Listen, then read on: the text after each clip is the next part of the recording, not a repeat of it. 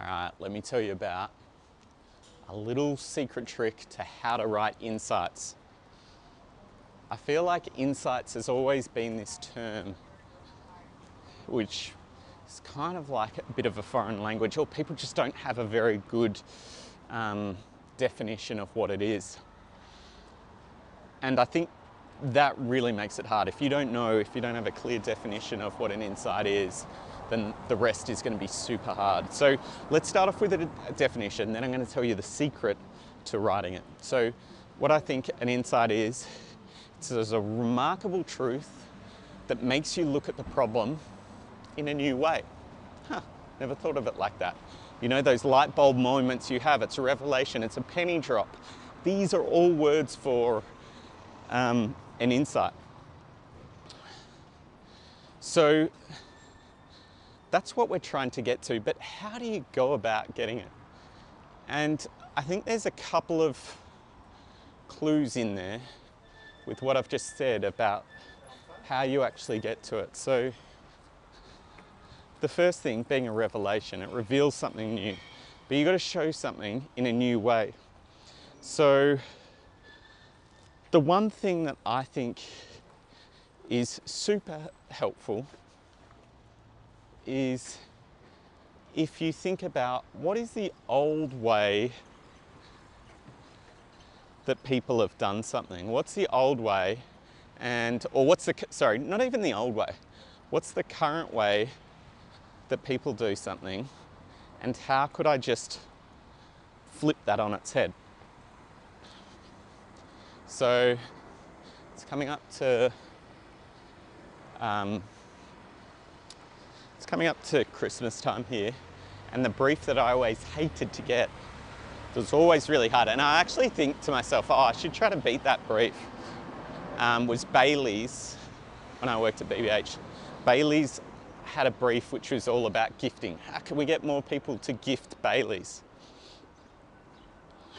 So one of the easiest ways that I like to think of it is think of all the negatives or the problems around the product, around the occasion, and then try to flip them into something new. So for instance, if I'm thinking Bailey's, what are the problems with Bailey's? Well, it's kind of that like dusty ass bottle that sits on the shelf that no one drinks a lot of. You can only ever have one glass of it because it's just too rich. And so there, you're like, okay, what would be the opposite, or how would I argue that that's actually a good thing? Okay, so if it's gifting, I could reverse it and flip it and say, okay, being on the shelf for a long time is a good thing. So I might say like something like you want a glass that lasts for a while because it lasts as long as your friendship. Or the other one would be, okay, we want to reverse, lasts a long time, you can only drink one.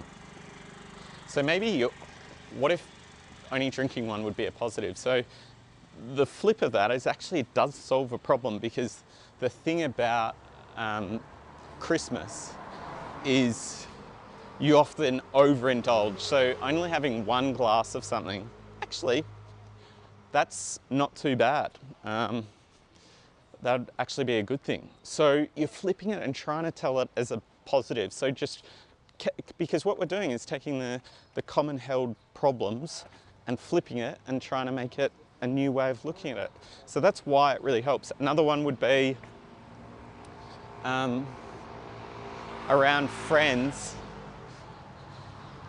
You don't really like, it's kind of like a present that you give. Like a big problem at Christmas is you don't know what to give to other people.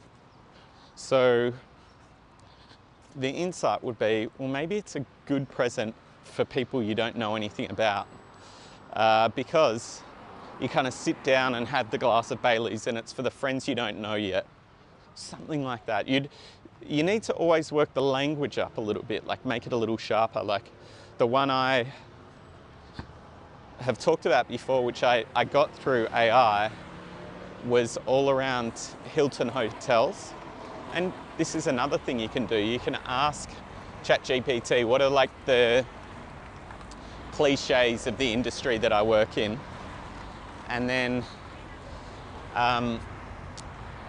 say the complete opposite. So one of the cliches, I asked ChatGPT, tell me cliches about hotels, and they were like, it's like a home away from home. And then I say the complete opposite, and it's like, it's nothing like home. And so I started thinking, I'm like, actually that's pretty true for Hilton hotels, because like if you think of it, their biggest competitor is like Airbnb, and with an Airbnb, you're often there. Oh, can you take out the trash when you go and strip the bed sheets? It's all the things you got to do it at home, which are actually fucking annoying. Like you don't want to be doing that.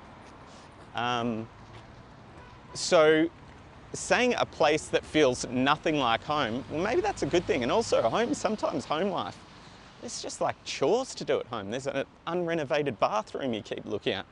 So the idea of something being so far away from home actually works for Hilton hotels.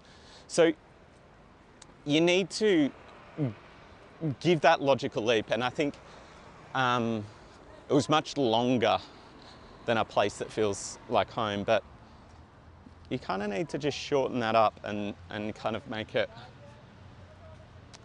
give it a bit of polish or shine, as I say.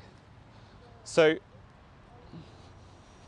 hopefully that helps you. I'm actually thinking about it a lot at the moment because I've got this strategy championships coming up, strategy sprint championships, and I'm very excited about it, but also very nervous. So the idea is that I've got four strategy finishing school members and one person who's coming from outside the industry or who's only using AI. So they're kind of like an AI mole or informant, and they're only going to be able to use AI. And they're going to ask people at the end, do you know which one is the AI model or the AI mole? But anyway, they've got 1 hour to come up with a strategy. And I've told them, look, with this, 1 hour to come up with a creative brief. And I've told them, don't waste time on, oh, there's a dead end there. I said, don't waste time trying to come up with a simple brief. We're not going to be able to validate anything. Hit for the fences. And the way you hit for the fences is you're going to need an insight. You're going to need something that's revelatory, that makes people sit up and go, huh, that's an interesting way of thinking about it. So I've actually been writing a lot and like spending a lot of time on reflections of like, how do I actually get to insights? And so it's been it's been a good process. So I've been slowing down and practicing it myself, kind of going through those steps. But I think there's so many examples of one of the easiest ones I think that you can do. And I told so for the contestants, I said, I've actually created a deck which is how to win because there's $1,000 for whoever wins this prize. I said, this is how I would win it.